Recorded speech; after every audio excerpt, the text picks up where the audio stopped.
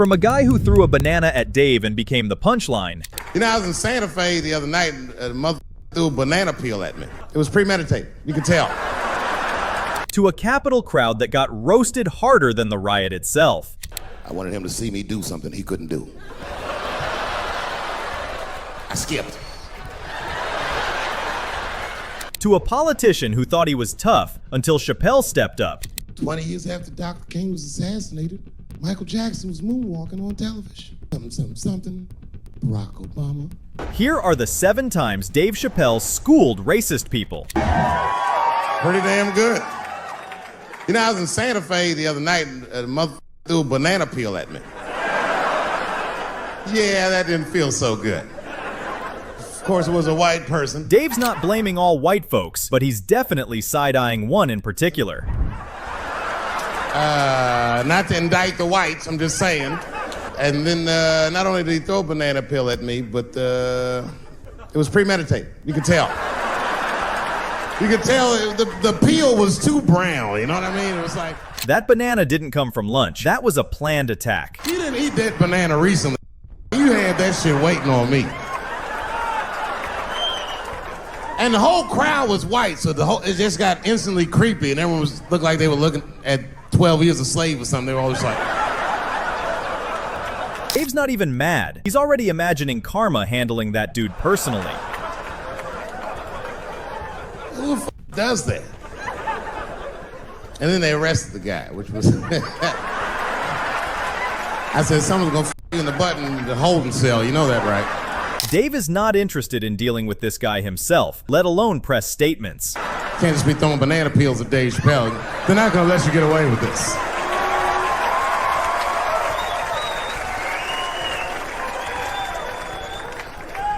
And the press called me up like, do you have a statement? A statement? Dave is seeing the future, and he knows what name this guy is going to be called 20 years from now. 20 years from now, he's gonna be tucking his kids into bed, and the kid gonna be like, Daddy, tell him about the day that you threw that banana peel at that nigga Santa Fe. Boy, I'll tell you what, that black mother saw his name up on the marquee about a week before. I said, man, if I could just get close enough to meet him. Only Chappelle could treat a racist act like just another day at the office. Throw a banana on that nigger and show him how. Banana gate. I didn't even want to press charges. You know, this has happened to me before. Dave may have brushed off Bananagate with ease, but he is not taking it easy on this victim of his. Yeah, it's about time somebody let these handicaps have it. They done met their match tonight. One time I was on Capitol Hill, and I seen a handicapped congressman. Madison Cawthorn, that's his name. Only Dave could turn a polite hello into the coldest flex on Capitol Hill. And he was shocked because I saw him and I go, hello, Congressman. He didn't even know I knew who he was. He turned around. Then I just walked away. I wanted him to see me do something he couldn't do. Let's just say Dave didn't walk away. He skipped. I skipped. That man. And when that congressman lost his seat later, Dave didn't say a word. He's no longer a congressman. I don't know if you follow politics. I'm not trying to be funny, but he lost his seat. He ran a bad race. Oh, buddy, yes, he did. Turns out, losing the election wasn't his only bad move. And you know what he did wrong? He was running for Congress again, and this motherfucker tried to be controversial. He was on all them right-wing podcasts talking all that shit. He was like, Washington is worse than Hollywood. I was at home like, what?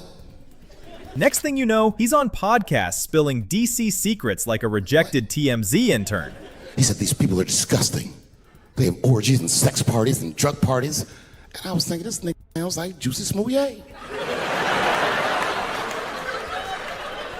He's lying. Now, I don't doubt that they do this kind of shit in Washington. But I doubt he's seen it with his own eyes. Because who the f invites a paraplegic to an orgy? So this nigga can roll around and snitch on everybody. Dave takes the dark jokes even further. I said, there's only one reason you're gonna invite him to an orgy. And you know what that is. Have at it, guys. I can't feel anything. Let's get this bill passed for America. One at a time, folks. Wait till Dave takes you back again to Capitol Hill. On January 6th, American citizens stormed the Capitol. You know, I'm from Washington, D.C. A lot of my friends growing up are Capitol Hill police officers. I said, what did you do that day? What did we do? Dave paints the riot like it's an action movie. Only this time, the heroes forgot which side they're on. We were kicking crackers down the steps like mother 300, nigga. Watch the tapes. Watch that crowd that told Colin Kaepernick he can't kneel during a football game, try to beat a police officer to death with an American flag. At this point, Dave has paused the jokes and we are now in history class. Take that lesson. Who are they militarizing the police for? They didn't call the National Guard on my black ass. It's you.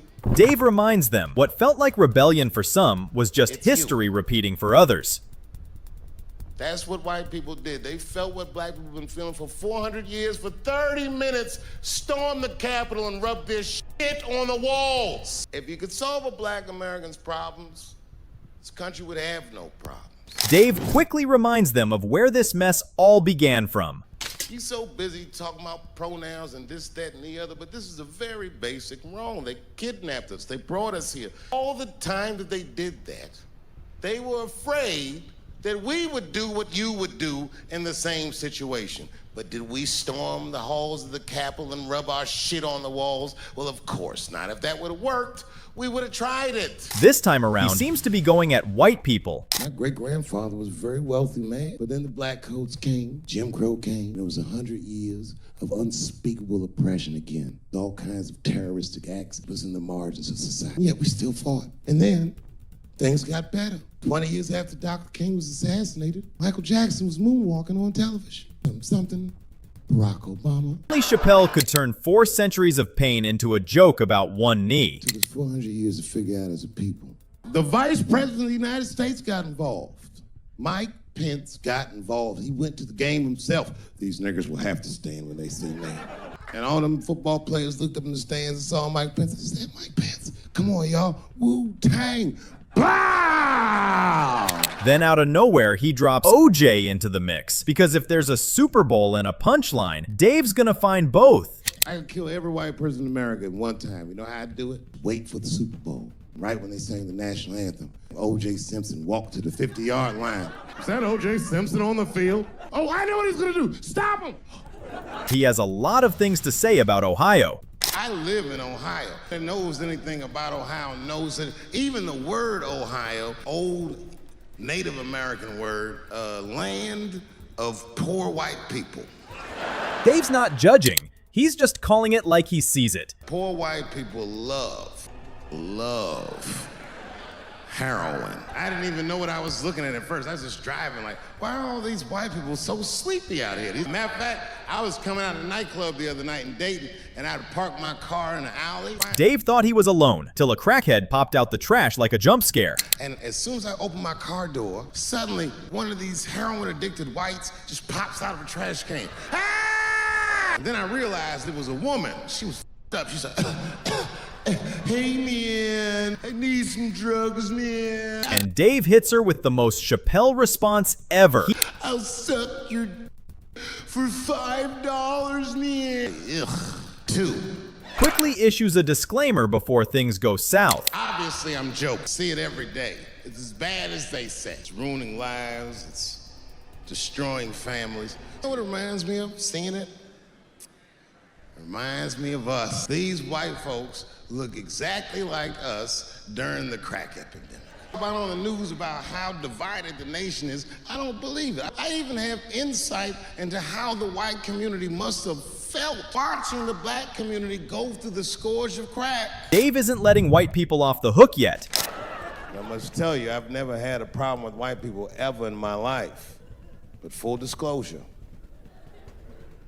the poor whites are my least favorites. He's roasting poor whites so smooth, you'd think he was reading from a sociology textbook written by a savage. We've gotten a lot of trouble out of them. And I've never seen so many of them up close. I looked them right in their coal-smeared faces. Dave expected chaos, but all he saw were tired faces and cheap anger. And to my surprise, you know what I didn't see? I didn't see one deplorable face in that group. I saw some angry faces and some determined faces, but they felt like decent folk. But all of a sudden, Dave starts feeling sorry for the same folks the rich call trash. No, they did. In fact, I'm not even lying, and I didn't sound fucked up, but I felt sorry for them. I know the game now. I know that rich white people call poor white people trash. Dave lines up to vote. What he hears next is pure comedy gold. And the only reason I know that is because I made so much money last year, the rich whites told me they sang at a cocktail party. While it is funny, Dave also sees the stupid side of things. And I stood with them in line like all of us Americans are required to do in a democracy. Nobody skips the line to vote. And I listened to them. I listened to them say naive, poor white people things. Dave is quick to remind the white folks what the truth really is. Man, Donald Trump's gonna go to Washington and he's gonna fight for us. I'm standing there thinking in my mind, you dumb mother. You are poor. He's fighting for me. With someone who is hell-bent on attacking LeBron James. LeBron James once said something about racism, and Laura Ingraham, publicly, anywhere, anytime, is a cunt. Tell him I said it. To Dave, it doesn't make sense to tell one of the greatest how he should play the game. Told one of Ohio's greatest residents ever, shut up and dribble. Tell you something about LeBron. He was on the cover of Sports Illustrated when he was 17 years old and exceeded every expectation that they had for him. Dave makes it clear, LeBron's been more than an athlete since day one. His business is treacherous. This is a good guy, LeBron. He's a good man, LeBron James. This bitch told my friend to shut up and dribble. Friend is the best at something, and this bitch is not the best at anything. She's a regular ass white bitch with a platform. Use the word bitch all the time because this is black. Just when you think the talk is still about the NBA, Dave flips the coin. Watch one shooting after another. Eric Garner in New York, the first guy that told the police, I can't breathe. When my kid was born, my first son, my wife lived in Staten Island. It's an awful place. Everyone who's ever been there knows it. Yuck. And my black ass would go there, and I got a lot of fans there and friends there, but it's a very terrible place. Fuck everybody in Staten Island except the Wu-Tang Clan.